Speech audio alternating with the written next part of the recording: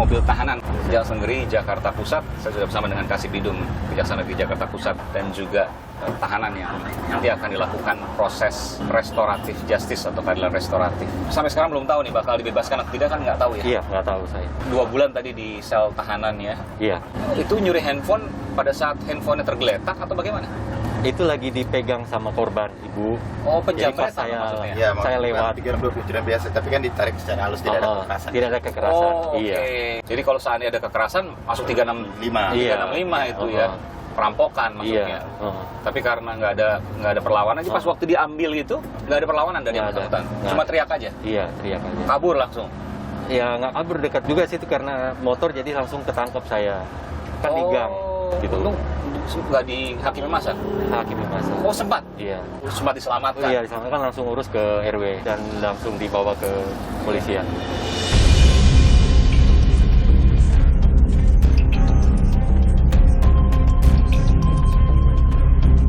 Punya utang nggak? Utang sih ada untuk kontrakan, Pak. Kontrakan berapa? Iya, 1.800.000 3 bulan. Oh, 1 bulannya 600.000. Iya, betul. Kalau nggak bisa bayar, keluar. Iya. Maka bingung tuh, pusing. Betul. Anak 2 tahun mau ditaruh di mana? Iya. Istri dan lain sebagainya. Betul. Anak 3 semua. 3. Oke. Nah, tentu ini menjadi pertanyaan saudara, karena kan harus dicek dong. Jangan-jangan bohong, jangan-jangan misalnya mencuri handphone ya, lalu kemudian dijual buat judi, buat mabuk-mabukan misalnya. Bagaimana kemudian kejaksaan bisa memastikan itu?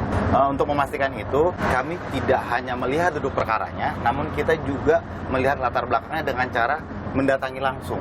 Seperti contoh perkara ini, kami langsung mendatangi rumahnya, kami langsung interview istrinya, kami bertemu dengan anak-anaknya, Tetangganya juga? tetangganya, kita juga melihat kontrakan rumahnya sesuai dengan ceritanya dari tersangka ini. Gitu. Bung Bani sendiri yang turun? Saya turun langsung Sama tim ya? bersama tim, bersama jaksa fasilitator. Berapa hari tuh pendidikannya? Kemarin 1 hari dari pagi sampai sore ya. Jadi ini turun langsung ke lapangan, mengecek Betul. dan benar. Ketika benar maka diusulkan. Betul, Bang. Diusulkan, diputuskan oleh Jaksa Agung Muda tindak pidana umum. Betul. Jam hidup. Betul. Baik.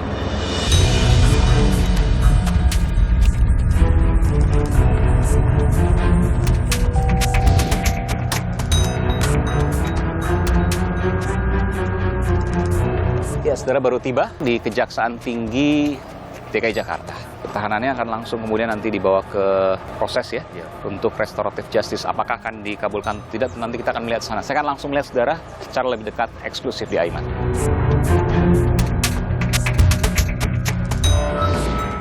Dan saudara, saya sudah berada di kantor Kejaksaan Tinggi DKI Jakarta. Sedang dilakukan proses restoratif justice untuk kemudian, dalam tanda kutip ya, menyidangkan apakah yang bersangkutan berhak untuk kemudian dilepaskan setelah status tersangka dan sebelumnya ditahan atau tidak.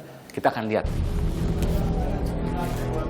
Dan telah meminta maaf kepada korban, sehingga antara tersangka dan korban telah terjadi kesepakatan. Tersangka, latar belakang tersangka mengambil handphone tersebut. Tersangka sebelumnya kehilangan pekerjaan. Kemudian, tersangka merupakan tulang punggung keluarga yang memiliki 3 orang anak. Sehingga kami memberi kepastian apakah kondisi yang disampaikan di berkas perkara, inisiasi untuk menjadikan RJ ini, kami harus sampai ke lokasi langsung. Bahwa proses RJ telah kami lakukan maupun kami lakukan tinjauan lapangan ke lokasi tempat profil dari tersangkanya dan keluarganya, dan juga adanya pemberian maaf dari pihak korban. Dan juga si tersangka berjanji tidak akan mengulangi perbuatannya lagi. Dengan demikian Bapak, dengan penuh harapan kami bermohon kepada Bapak untuk dikabulkan restoratif justice yang kami ajukan ini.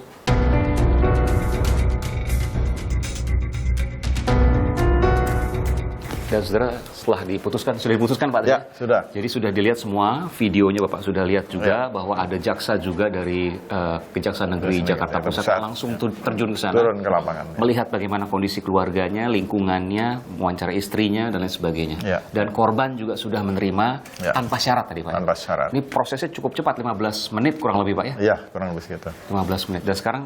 Pembacaan surat keputusan Oke, baik. dari Kepala Kejaksaan Negeri. Dibacakan oleh Kepala Kejaksaan Negeri Jakarta Pusat Pak Bima Suprayoga. Alasan penghentian penuntutan demi kepentingan hukum dengan ketentuan telah ada pemulihan kembali keadaan semula dengan menggunakan pendekatan keadilan restoratif, menetapkan 1. Menghentikan penuntutan perkara dengan nama tersangka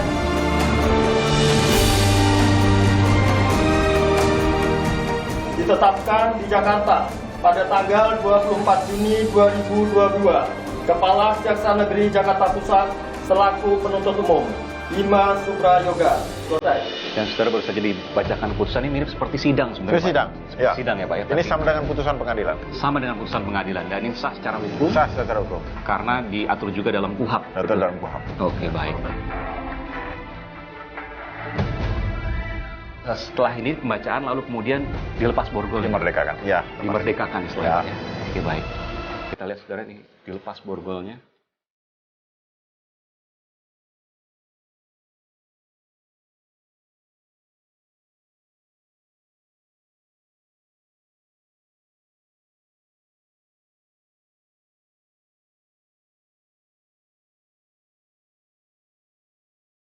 Rompinya. Rompi yang bukan. Ini rompi tahanan memang. Ya. Iya, jadi dilepaskan.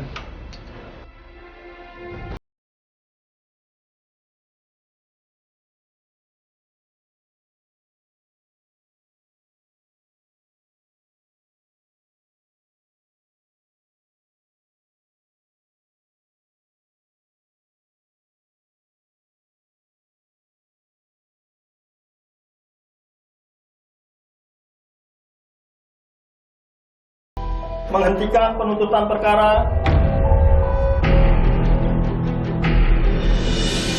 Ingat, kita punya restoratif justice. Banyak kasus-kasus perkara yang kita tangani dengan kewenangan kita hentikan.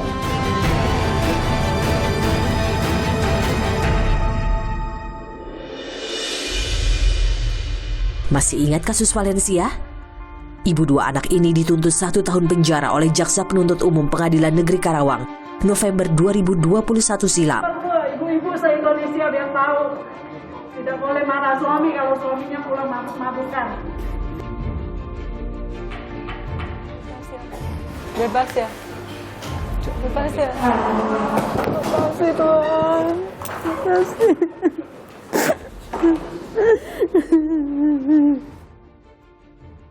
Valencia didakwa melakukan kekerasan dalam rumah tangga lantaran mengomeli suaminya yang kerap mabuk minuman keras. Banjir kecaman pun datang. Masyarakat menilai penegak hukum tak peka. Kasus lalu diambil alih Kejaksaan Agung. Eksaminasi alias pengujian atas putusan hakim dilakukan. Sebulan kemudian Valencia dituntut bebas oleh jaksa dan ia pun diputus bebas murni oleh pengadilan. Apa yang terjadi pada Valencia membuka mata bahwa proses hukum mungkin tak seirama atau malah salah sasaran. Tapi kini, para pencari keadilan bisa bernapas sedikit lega. 2 tahun ke belakang, Lembaga Penegak Hukum Kejaksaan gencar melakukan penyelesaian perkara dengan mekanisme keadilan restoratif, di mana musyawarah mufakat dikedepankan pada kasus pidana ringan. Keadilan restoratif jadi alternatif penyelesaian pidana ringan dan dianggap lebih mendatangkan rasa keadilan lewat pemaafan hukum. Di mana keadilan restoratif merupakan suatu bentuk diskresi penuntutan oleh penuntut umum yang sekaligus merupakan kejawantahan ajas dominus litis yang kita miliki untuk memberikan kemanfaatan hukum.